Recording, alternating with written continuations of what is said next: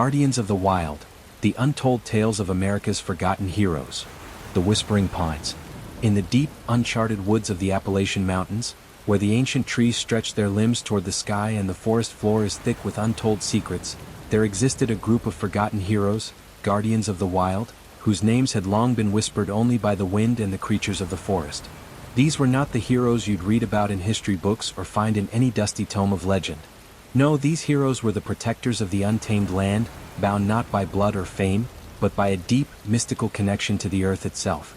The legend began many generations ago, when the land was still wild and the settlers were few. The first to take on the mantle of these protectors was a man named Sayre. Born under a blood-red moon and raised among the Whispering Pines, Sayre was different from the other men. His eyes glinted with the light of ancient knowledge, and his hands knew the pulse of the land as if they were woven into it. He lived on the edge of the wilderness, alone, save for the animals he called his friends and the trees that shaded his cabin. It was said that no animal ever feared him, for he spoke their language with the ease of a child calling out to a friend. Sayre's gift was not just his deep understanding of nature but his ability to commune with the spirits of the land. The wind would speak to him in low murmurs, telling tales of the past and warning of the future. The trees would bend in ways that no normal tree should, casting shadows that seemed to tell stories of days long gone. But this connection came at a price. Sayre could not walk the path of a normal man. He was both revered and feared by those in the nearby towns, for no one could understand the strange magic that surrounded him. One evening, as the sun dipped below the horizon and the stars began to twinkle, a low rumble shook the ground. The earth trembled with an ancient power, and the sky darkened as if a storm was brewing in the heavens themselves. Sayre stood in the middle of his cabin, his hands raised to the sky, calling out to the spirits of the forest. The animals around him grew still, sensing the change. The air was thick with anticipation. From the shadows of the forest, an enormous creature emerged, a massive bear with fur as dark as the night sky and eyes that shone like burning embers. This was no ordinary bear, but a creature of legend, a guardian of the wild. The creature walked on two legs, towering over Sayre, and its growl echoed through the forest like thunder. Sayre stepped forward, unafraid, and placed his hand on the creature's forehead. "The time has come," he whispered, his voice barely audible as though speaking to the earth itself. "The land calls for its guardians once again." The bear nodded and then turned to face the depths of the forest. With a mighty roar, it vanished into the shadows, leaving Sayre to contemplate the enormity of what had just transpired. It was then that he knew he was no longer alone. The guardians of the wild had returned. The following days were filled with strange happenings. Sayre felt the presence of others, of ancient spirits that watched over him, guiding him through the wilderness. He learned that he was not the only one chosen to protect the land. There were others like him, bound by the same mystical force, their paths intertwined with the land's fate. Each guardian had their own unique connection to the creatures of the forest. Some were connected to the birds, others to the rivers, and still others to the very mountains themselves.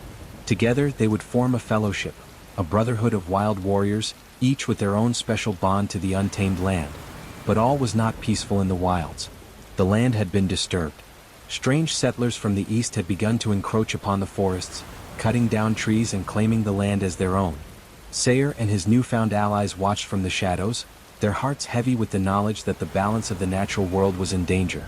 The guardians knew that it was only a matter of time before the humans' greed would awaken something far darker in the depths of the earth, an ancient evil long sealed away but waiting to be unleashed. The guardians gathered under the full moon, their faces determined as they discussed the coming storm. They knew that the fate of the forest, and the world itself, lay in their hands. And so, with the moon casting its silver glow upon their faces, the guardians of the wild prepared to take their stand, to protect the land and its creatures from those who sought to destroy it. But as they gathered, a dark figure watched from the tree-line, a figure whose intentions were far more sinister than any of them could imagine. The awakening of the beast. The night was still, save for the occasional rustling of leaves as the wind whispered through the towering pines. The guardians had gathered around the ancient fire pit, the flickering flames casting long shadows on their faces. Sayre stood at the head of the circle, his gaze locked on the horizon, where the dark outline of the forest seemed to stretch into eternity. The air was thick with tension. The guardians had felt it, the stirrings of something ancient, something dark, buried deep within the earth. The settlers' presence had disturbed the land, awakening an ancient force that had long been sealed away, far beneath the roots of the trees. It was the beast, A creature as old as the land itself, bound by the first guardians of the wild, imprisoned in the depths of the earth for centuries.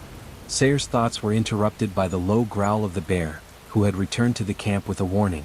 The great creature, standing taller than a man and covered in thick, midnight black fur, paced restlessly at the edge of the firelight. Its amber eyes glowed like molten gold, and it turned toward Sayer, its growl growing deeper, a rumble that seemed to shake the very ground beneath them. Something is stirring beneath the earth. The bear's voice was a rumble in Sayer's mind. The beast is waking. Sayer nodded solemnly, his heart heavy with the weight of the truth. The beast was no mere creature. It was an embodiment of the earth's fury, a force of nature long thought to be bound forever by the guardians who had come before them. But with the settlers' reckless deforestation and their disruption of the sacred balance, the seals had weakened and now the beast was free. "It is not just the settlers we need to fear," Sayer muttered, looking at the other guardians who stood around the fire. "The true danger lies within the earth itself. We must stop the beast before it unleashes its wrath upon us all." The wind howled in agreement, and as if summoned by the very earth, the shadows of the forest seemed to close in around them. The guardians looked to Sayer for guidance, their faces grim. This was not a battle they could fight with weapons alone. They would need to use the power of the land itself, the connection they shared with the elements, the creatures, and the spirits of the wilderness. "I will take the path to the river," said Kaya, a fierce warrior whose bond was with the water spirits. Her hair flowed like the currents of a river, and her eyes reflected the deep, endless flow of streams that wound through the mountains. "The water will guide me to the heart of the disturbance. I will see what lies beneath the surface." "I will head to the mountains," grunted Ronan, the guardian of stone and earth, his muscles like the rocks he commanded. "The ground trembles with the beast's awakening. I will seek out its lair and strengthen the seals. We cannot let it break free completely." Sayer nodded, but his gaze lingered on the darkened woods beyond the firelight. There was something in the trees, a shadow that was not quite a part of the night. A figure, hidden in the darkness, watching them. His heart skipped a beat.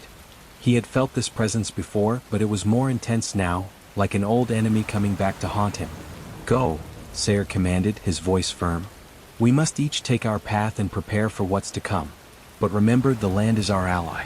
It will guide us if we listen to its whispers." The guardians stood, each determined, each filled with the ancient magic that coursed through their veins. They moved off in different directions, each drawn to their sacred connection with the land. But Sayer stayed behind for a moment, his mind racing. The shadow in the trees could not be a coincidence. He knew that something or someone was lurking in the forest, waiting for the perfect moment to strike. He turned toward the fire, its flames crackling as they danced in the night. He had a decision to make.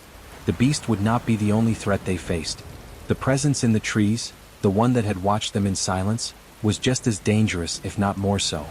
With a final glance at the guardians, Sayer set off toward the heart of the forest, his heart heavy with the knowledge that the coming battle would not just be against a creature of legend, but against an even darker force that sought to destroy everything he and his comrades had sworn to protect. The forest grew colder as Sayer moved deeper into the shadows. The air seemed to grow thicker, heavier with each step. He could feel it now, the presence that had been following him, lurking just out of sight.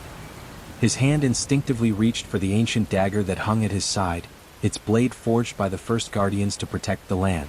But as Sayer turned a corner in the woods, his breath caught in his throat. The creature was there, emerging from the darkness, its eyes glowing red like the embers of a dying fire. It was not the beast of legend, but something far worse. A shadowy figure, cloaked in the essence of the forest itself, its form shifting and writhing like smoke.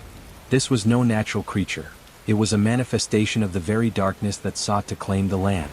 "You are too late, Sayer," the figure hissed, its voice a haunting whisper. "The beast has already awoken, and with it, the end of your world." Sayer stood frozen, his mind racing as he realized the true nature of the enemy they faced. The dark figure was no mere shadow.